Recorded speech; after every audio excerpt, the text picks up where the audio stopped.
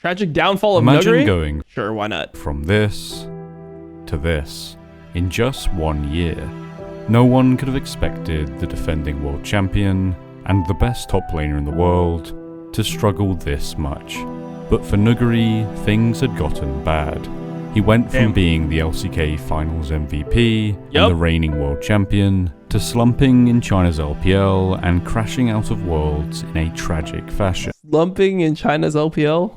Did he really slump? I mean, bro, like, I guess you could kind of qualify it as a slump, but most people consider FPX to be the best team all year, even though they didn't win either split. And I mean, they stomped regular season and then they lost in finals coming from the winner bracket. I mean, I thought he was smurfing most of the year. He just looked really good most of the year. They did look pretty much unbeatable when he was like playing certain champs, but then they just had this complete collapse at Worlds. But what exactly happened? How did NUGURI go from high expectations in 2020 to a disappointment in 2021? After dominating... Is he a disappointment in 2021? Bro, really? That's not how I remember it at all, by the way. The 2020 World Championship, NUGURI not only cemented himself as a world champion, but as one of the best top laners to ever play the game. Going into the 2021 season, high expectations of NUGURI would lead him to becoming a very desirable player. And wanting to see how the market valued him, he left his longtime team, Damwon Gaming.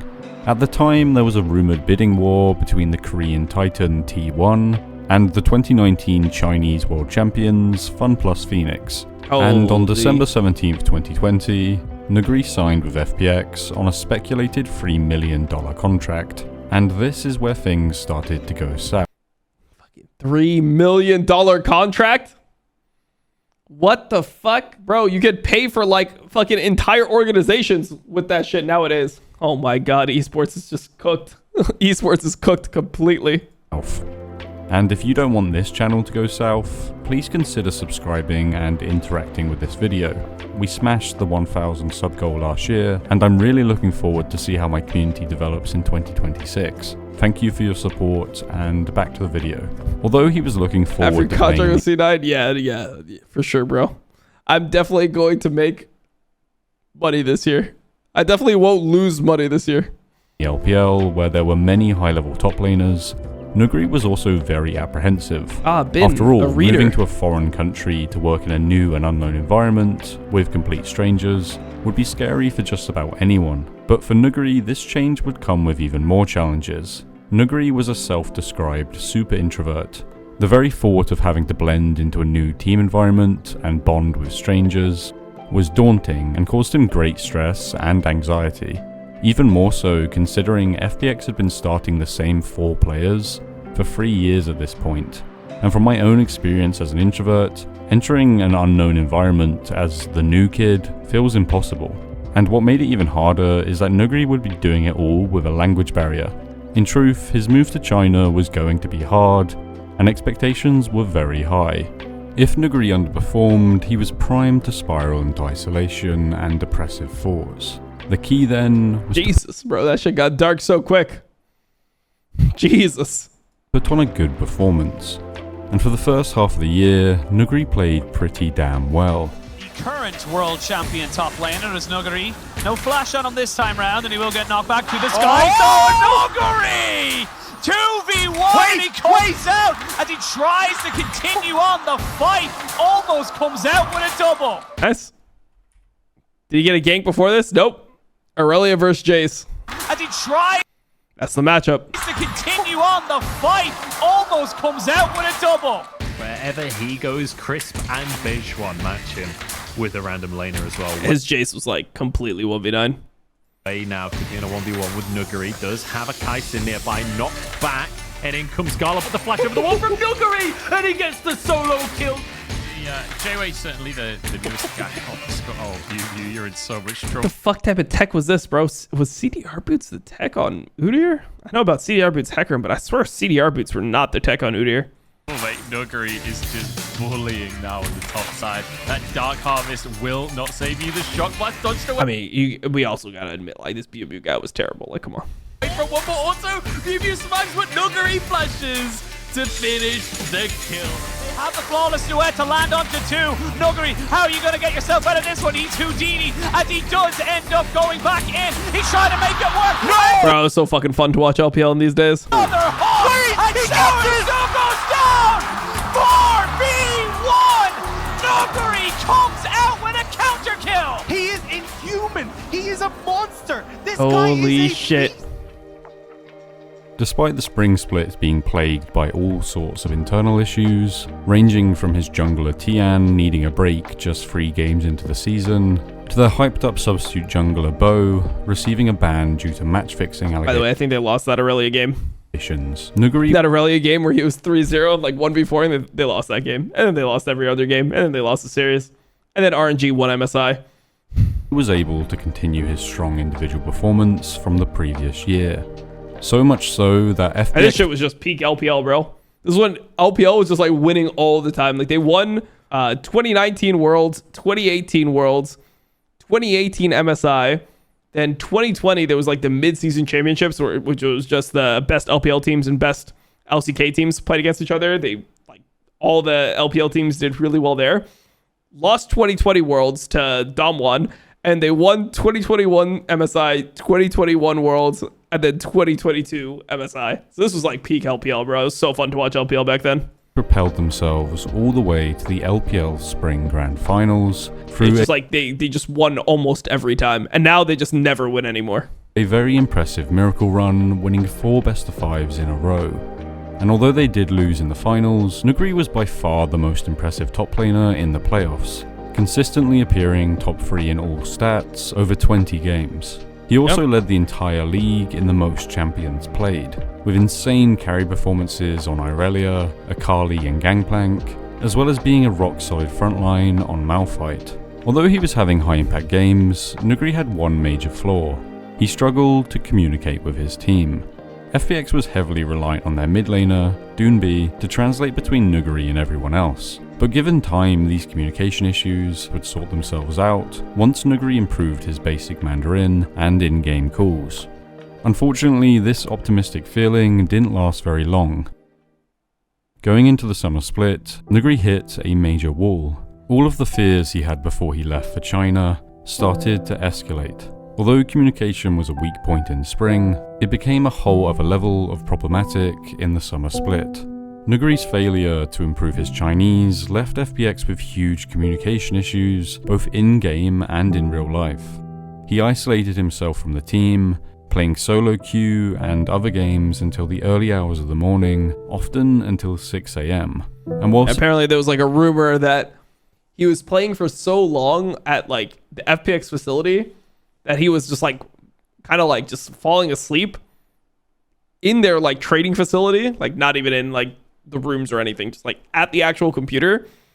And he was just like playing League until he passed out, and then he would sleep like 2 hours, and they would just play scrims and he would just run it essentially. So they had to like limit the hours that he was in the facility. Like that was the rumor at the time. His teammates went. He just couldn't be at the facility for a long period of time because he was just, I don't know, unable to stop playing. For meals or played games on stream together, NUGURI kept to himself. And despite multiple FPX players trying their hardest to assimilate NUGURI into the team, he just never felt comfortable.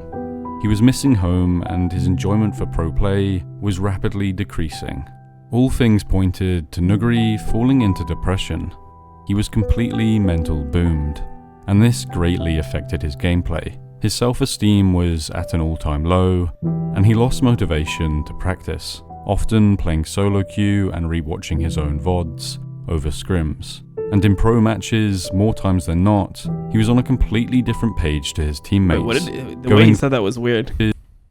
Solo queue and rewatching his own VODs over scrims. And often playing solo queue and watching his own VODs over scrims. And rewatching his own VODs. I don't know how this guy knew that. Like, I don't know if he means that he was like playing that instead of scrimming, but like I think he was scrimming over scrims. And in pro matches, more times than not, he was on a completely different page to his teammates, going for uncoordinated engages, getting caught overextending a lane, and teleporting late to teamfights.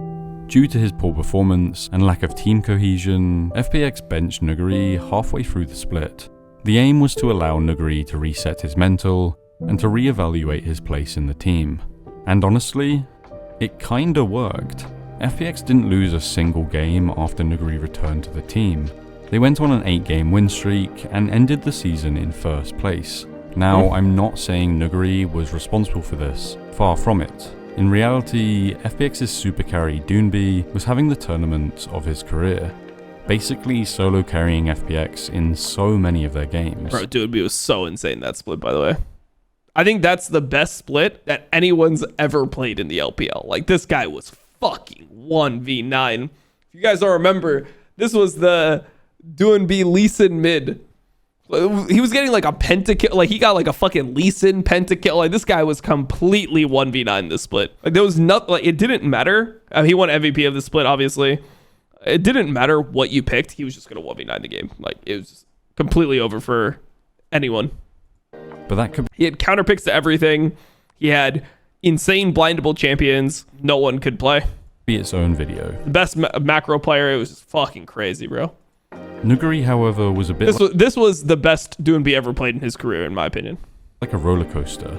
He had some good games, some bad games, and some outright awful games. But when he was playing well, FPX looked like the best team in China, perhaps even the world. And just like in spring, FPX upped their game in the playoffs and qualified for the LPL Summer Grand Finals, where they once again lost. 2 splits plagued by internal issues, 2 major losses. This was a tough year for FPX, and especially for NUGURI. I mean, to be fair, the 2 teams they lost to won MSI and then won Worlds. So it's like, in hindsight, it's not the worst losses ever. And the 2021 World Championship was no different. Despite being hyped as a favourite, FPX had a complete mental collapse. And as a result, they torpedoed out of the group stage, even losing to both NA and EU. even losing to that dog shit C9 team. Holy fuck. Why did we just get a stray out of nowhere? Bro, like they were so bad they even lost to North American and European players. What the fuck? All times. With their year ending in a failure, fans looked for a scapegoat. NUGURI took a hefty sum of the blame, but I really do think it's an oversimplification to say that FPX's collapse was all on NUGURI. Yes, he could have tried harder to assimilate to the team, but I think the core issue here is that the expectations around this team never quite matched reality. They were close to winning 2 LPL titles, but failed both times. They were a favourite to win Worlds, but dropped out of the group stage. And both NUGURI and Doonby were at one point in discussion to be the best player in the world. Anything short of success was going to be a disappointment. So after only a year playing in China, with nothing to show for it, NUGURI felt like a complete failure. He considered retirement. At the age of just 22, NUGURI believed he was done with League of Legends. His self-esteem, motivation, and level of play had hit rock bottom. He was completely overwhelmed by the sheer disappointment of failing to meet his own high expectations. He was so critical and regretful of his time on FPX that he was considering leaving the esport entirely, but he didn't. NUGURI took a short break at the beginning of 2022, enough time to rest and I remember like sounding like he was actually retired in early 2022. Like during his break, like I thought that he was probably not going to play again. Then he just joined Dom 1 because they just needed help. Reevaluate what he really wanted. They needed help badly. Family. For the 2022 LCK Summer Split, NUGURI joined his former team, Damwon Kia. Now, I'm not going to sit here and tell you how NUGURI rejoining his old team was some sort of revelation that reignited his career, because it wasn't. In his final 6 months as a pro, NUGURI was a shadow of himself, resulting in the decision to permanently retire at the end of the season. And for nearly 2 years, we didn't really hear from him. But in 2024, thanks to Ashley Kang and Horizon Esports, NUGURI spoke on his retirement for the first time. Okay. He stated the reason he retired was because he was greatly disappointed in himself. and ideally he wanted to be forgotten. But I don't think he ever will. Fans still hold on to that 2020 season, where he played some of the best League of Legends we've ever seen. True. And even during his off year, he still made 2 LPL Grand Finals. NUGURI suffered from having extremely high expectations of himself. Anything except perfection was pretty good in 2019 as well, to be fair. Was bound to be a disappointment, but I guess that's why he became a world champion. NUGURI's peak is genuinely special, and I really hope he one day sees his career as more than just a disappointment.